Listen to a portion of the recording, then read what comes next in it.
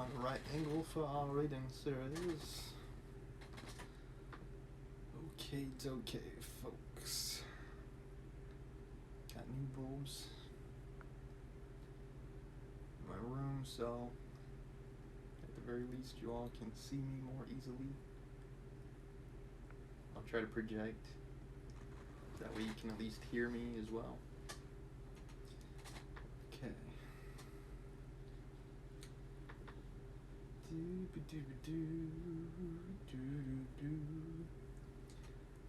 As always, thank you for watching. I hope you've all been enjoying my latest content offerings.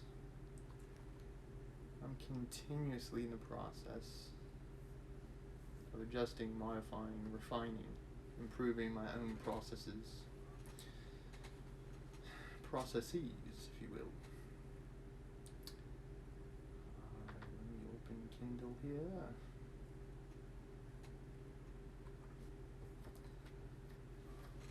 Today we'll start with Sapiens and then move into War and Peace.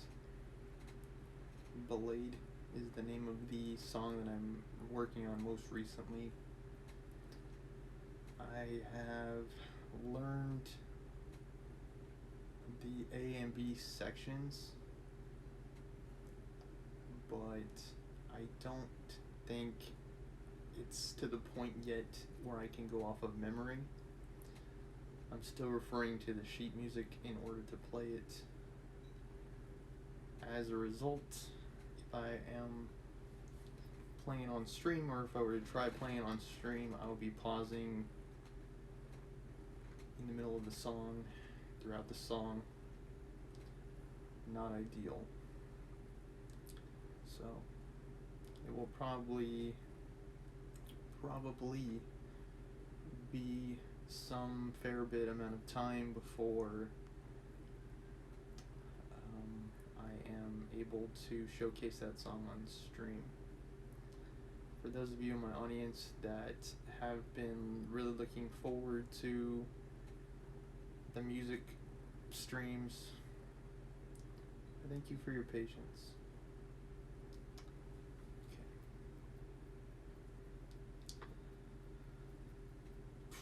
Let's see, where did we leave off?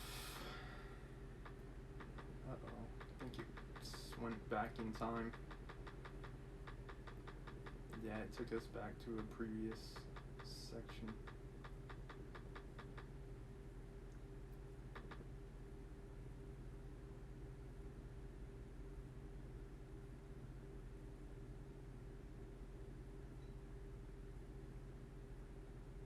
Okay, I'm not there yet.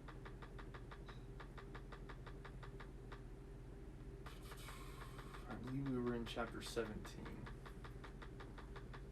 In Sapiens.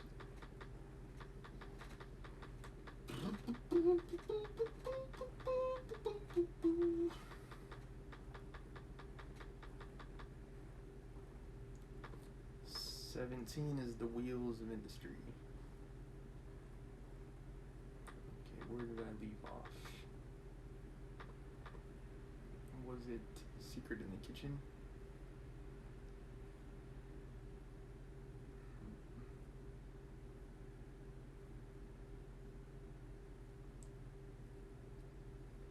I think so.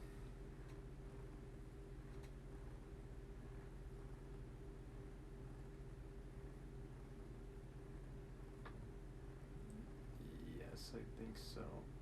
Yeah. The solar cycle. Solar energy being tied to the growth cycle of plants. I remember reading that. Which tells me that we were on the following chapter. Okay, Secret in the Kitchen. I'll give my live responses to what I read as well. Okay. Throughout these long millennia, yeah, and I got, I don't know if you guys can see, wristband, sprayed it down with insect repellent. Yeah, I'm trying to keep these mosquitoes off me. Like,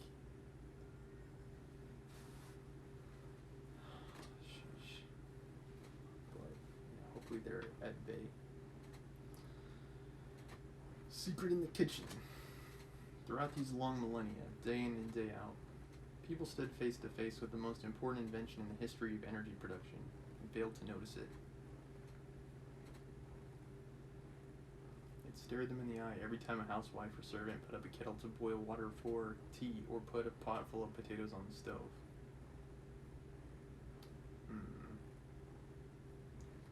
The minute the water boiled, the lid of the kettle or pot jumped. I think he's referring to temperature here. Heat was being converted to movement, but jumping pot lids were an annoyance, especially if you forgot the pot on the stove and the water boiled over. Nobody saw their real potential. A partial breakthrough in converting heat into movement followed the invention of gunpowder in 9th century China. At first, the idea of using gunpowder to propel projectiles was so counterintuitive that for centuries gunpowder was used primarily to produce firebombs.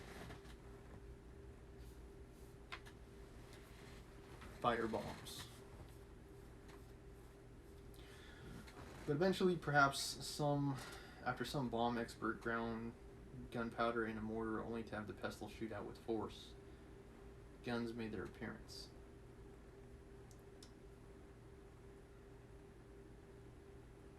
Yeah, like most discoveries, I believe it's accidental. About 600 years passed between the invention of gunpowder and the development of effective artillery. It's like, yeah, accidental, experimental in some cases too. Even then, the idea of converting heat into motion remained so counterintuitive that another 3 centuries went by before people invented the next machine that used heat to move things around.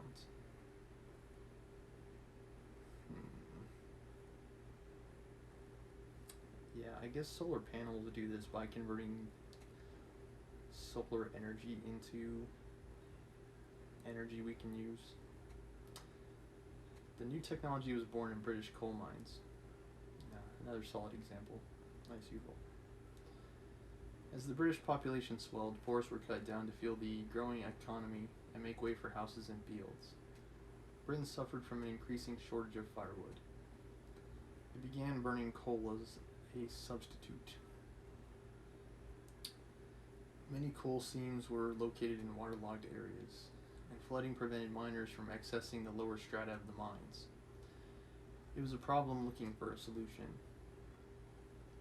Around 1700, a strange noise began reverberating around British mine shafts.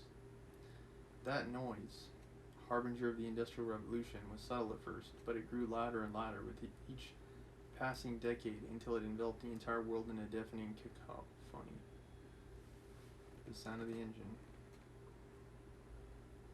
is the sound of the steam engine. Evil explains. There are many types of steam engines, but they're all sharing one common principle. You burn some kind of fuel, such as coal, and use the resulting heat to boil water producing steam.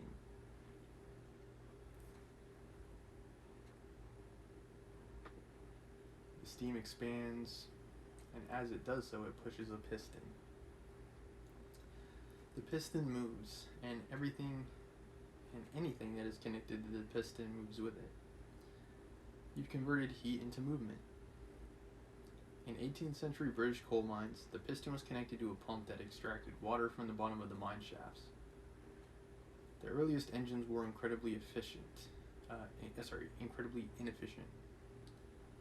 You needed to burn a huge load of coal in order to pump out even a tiny amount of water. But in the mines, coal was plentiful and close at hand, so nobody cared. It's like they had plenty of resource back then, so there was no need to conserve.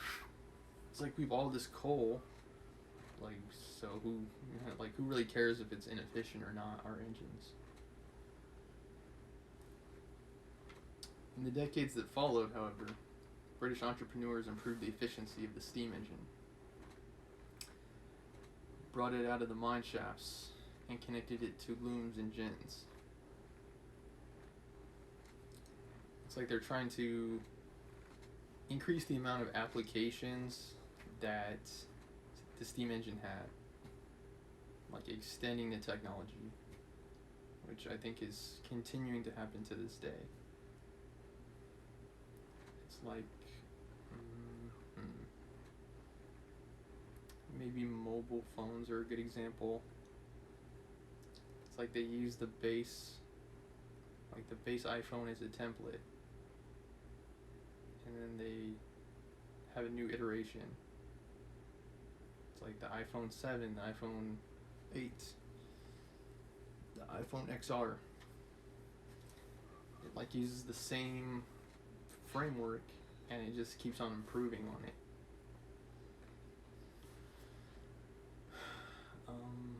I guess practically any technology we can think of can be an example of that. Like maybe also TVs in a way. It's like high def technology, and now it's 4K, and now future TVs will build upon and expand upon the 4K technology. The way those pixels are organized. Okay. This revolutionized textile production, making it possible to produce ever larger quantities of cheap textiles. In the blink of an eye, Britain became the workshop of the world. But even more importantly, getting the steam engine out of the mines broke an important psychological barrier. If you could burn coal in order to move textile looms, why not use the same method to move other things, such as vehicles? It's like extending the application. In 1825, a British engineer connected a steam engine to a train of mine wagons full of coal. And with that simple discovery, the ability of trains to transport cargo developed.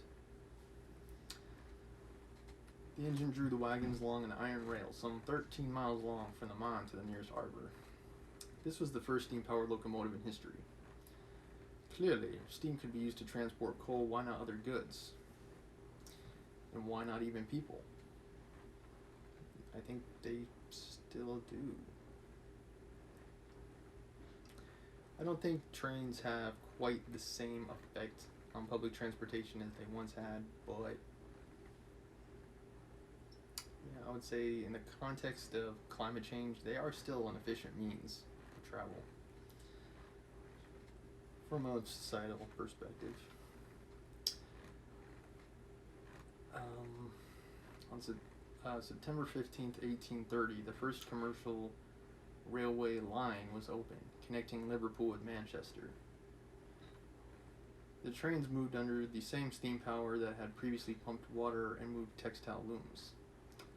A mere 20 years later, Britain had tens of thousands of miles of railway tracks. It's like explosive growth happened.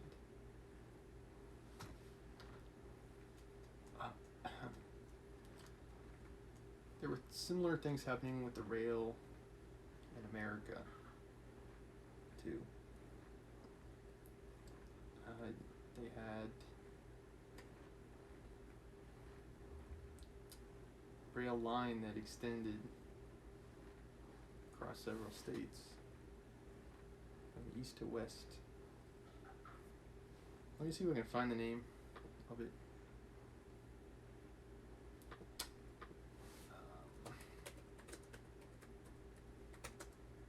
Let's see, was it California to Colorado, I think?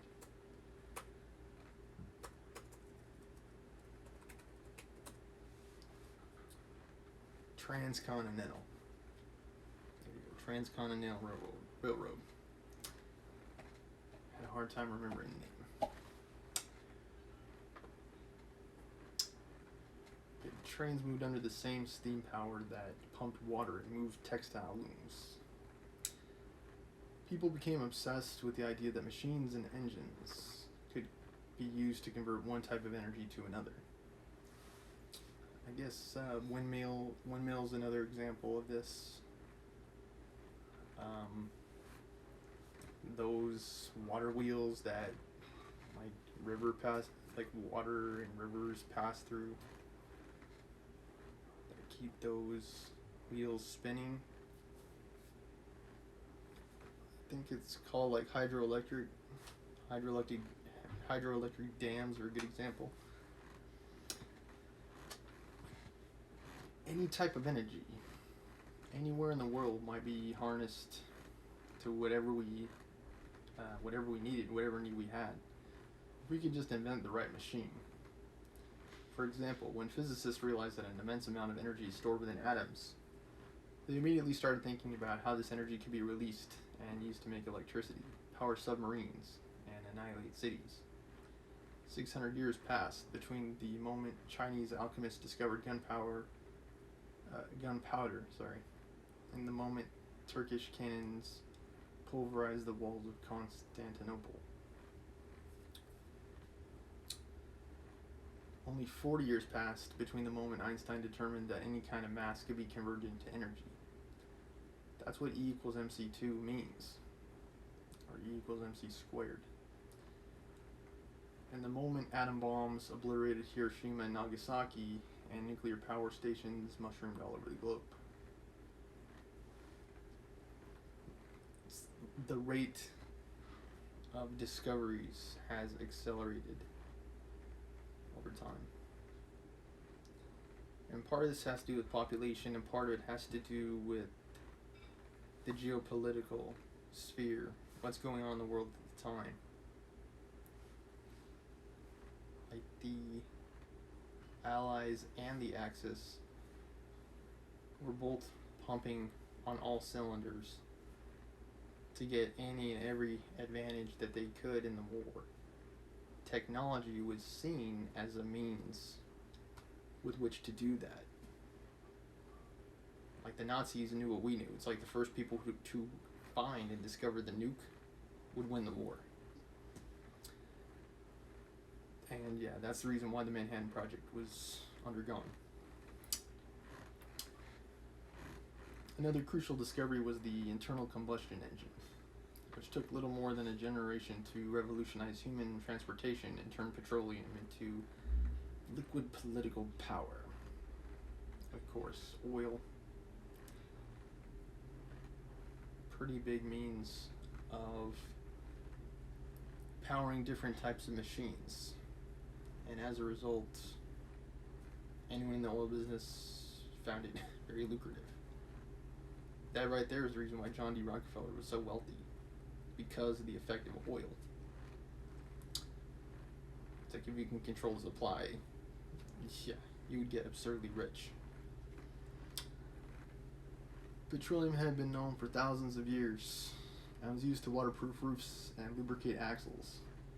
Yet until just a century ago, nobody thought it was useful for much more than that. The idea of spilling blood for the sake of oil would have seemed ludicrous. You might fight a war over land, gold, pepper, or slaves, but not oil. Just didn't have the application at that time. The career of electricity was more startling yet. 2 centuries ago, electricity played no role in the economy. It was used at most for arcane scientific experiments and cheap magic tricks. A series of inventions turned it into our universal genie in a lamp, with the invention of the light bulb. We flick our fingers and it prints books and sews clothes. Keeps our vegetables fresh and our ice cream frozen. The advent of refrigeration. Cooks our dinners and executes our criminals. Less common nowadays. There's a decreasing trend with regards to capital punishment in general, I'd say. Registers our thoughts and records our smiles. Of course, even this stream is an example of the modern effect of electricity. The lights on overhead,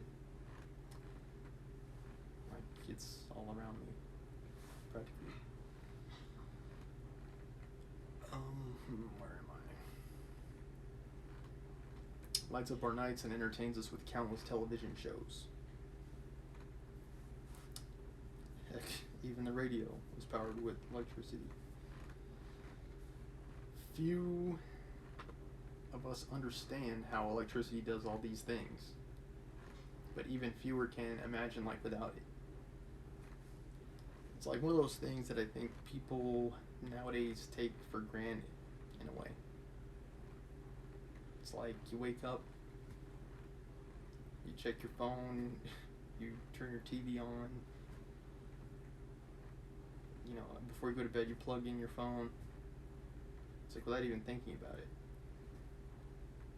If you go to like any of the national parks, it's a good example. I recently went to Yellowstone. If you go, it's a good idea to also take mobile power sources, just in case you don't have the ability to charge in your car or something similar to that. But out in the wilds, out in the wilderness, that is a good place to realize the influence of electricity in our modern lives.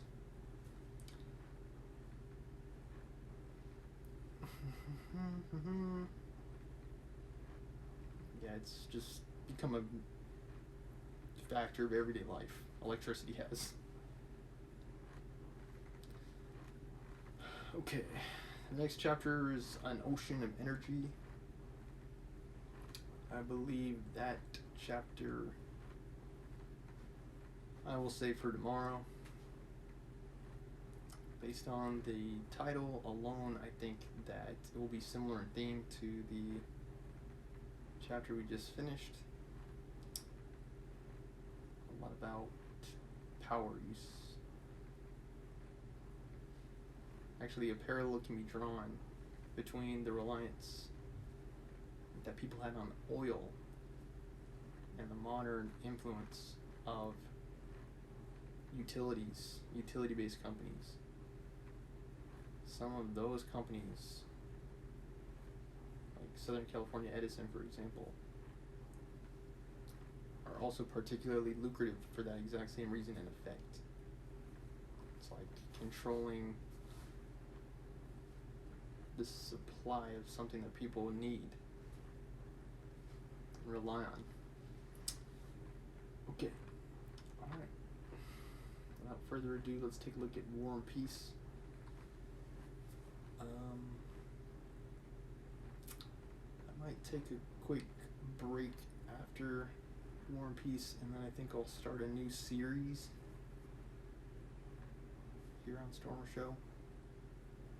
Halo. Max rank difficulty. So stay tuned. Okay. We're currently at 760.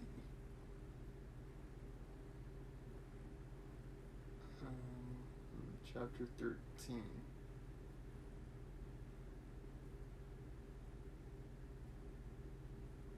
I'm afraid to hit yes.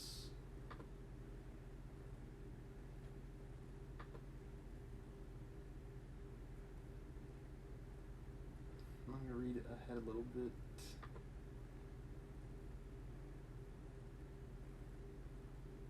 Have we already read chapter 13?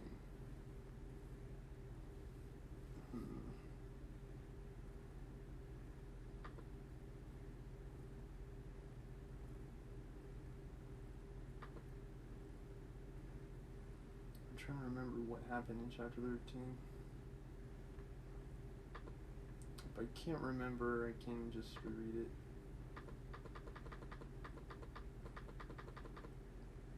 Chapter 14 is a pretty long chapter.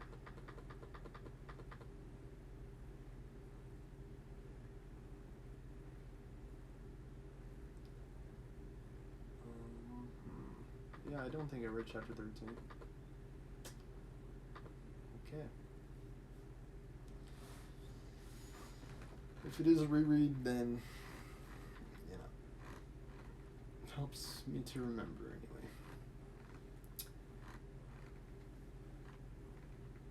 Chapter 13. When Natasha ran out of the drawing room, she only went as far as the conservatory. There she paused and stood listening to the conversation in the drawing room, waiting for Boris to come out. She was already growing impatient and stamped her foot, ready to cry at his not coming at once, when she heard the young man's discreet steps approaching neither quickly nor slowly. At this, Natasha dashed swiftly among the flower tubs and hid there.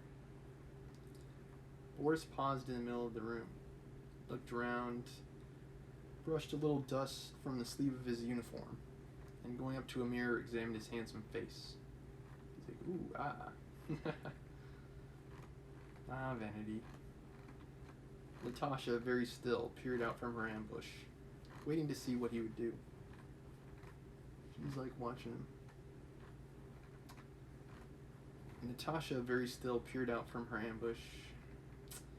He stood a little while before the glass, smiled, and walked toward the other door.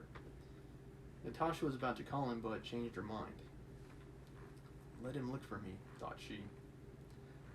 Hardly had Boris gone, then Sonia, flushed in tears and muttering.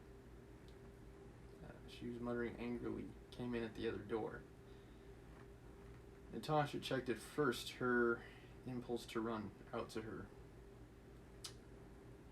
and remained in her hiding place, watching, as under an invisible cap, to see what went on in the world. It kind of reminds me of Harry Potter. In a way, it's like the, what is it called? The invisibility cloak?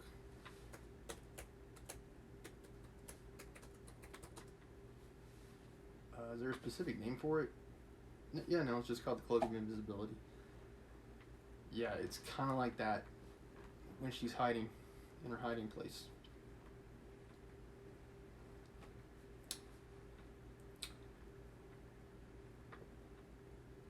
Natasha. She was experiencing a new and peculiar pleasure. Sonia, muttering to herself, kept looking round toward the drawing room door. It opened and Nicholas came in. Sonia, what is the matter with you? How can you? Said he, running up to her.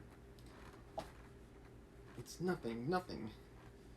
Leave me alone, sobbed Sonia. Ah, I know what it is. Well, if you do, so much the better, and you can go back to her.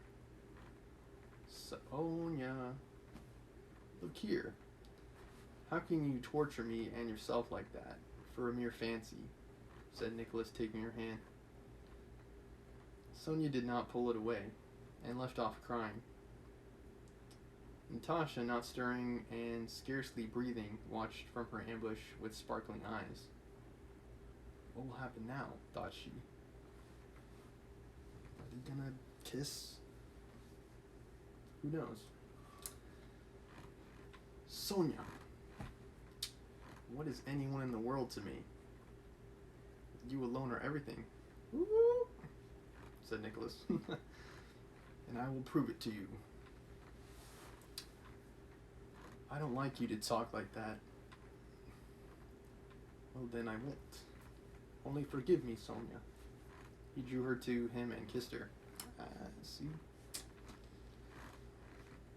Prediction. Oh, how nice, thought Natasha, and when Sonia and Nicholas had gone out of the conservatory, she followed and called Boris to her. Boris, come here, said she with a sly and significant look. I have something to tell you. Here.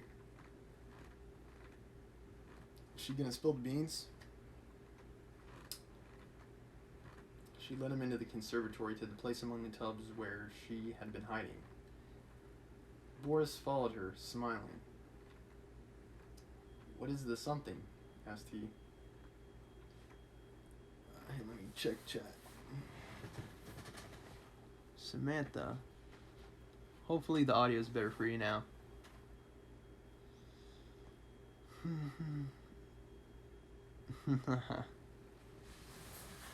Yeah, maybe Sunday, Samantha. Okay. In the meantime, it will be all of you. Okay.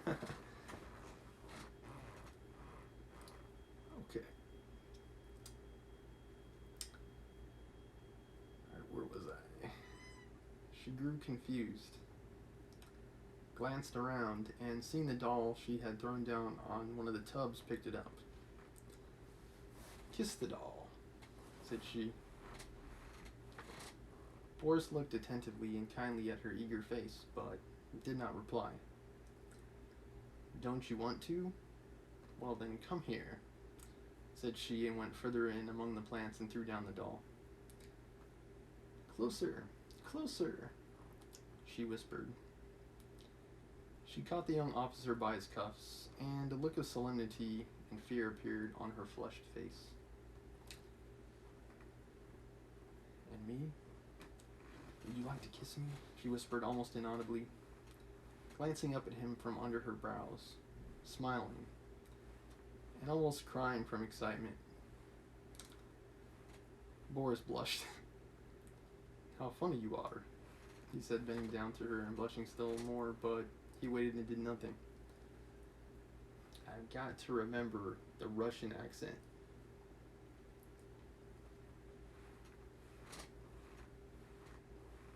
But he waited and did nothing. It's like East Europe. I gotta remember how to do it. It'll come to me, I'm sure. I just had to pretend to be Russian. Suddenly she jumped up into a tub to be higher than he, embraced him so that both her slender bare arms clasped him above his neck, and tossing back her hair, kissed him full on the lips. Then she slipped down among the flower pots on the other side of the tubs and stood, hanging her head. "Natasha," he said, "you know that I love you, but..." "You're in love with me?" Natasha broke in. "Yes, I am. But please don't let us do like that. In another 4 years, then I will ask for your hand." Natasha considered. 13, 14, 15, 16... She counted on her slender little fingers. "All right. Then it's settled." I guess they really did marry very young back then. A smile of joy and satisfaction lit up her eager face. "Settled," replied Boris. "Forever?" said the little girl. "Till death itself?" She took his arm and with a happy face went with him into the adjoining sitting room. All right. Boris and Natasha in this chapter, and Sonia and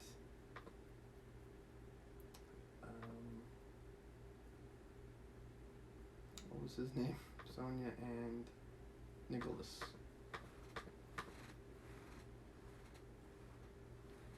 With you I will be quite frank. There are not many left of us old friends. Yeah, it's like that. That is the Russian accent. Alright, we're in chapter 14 now.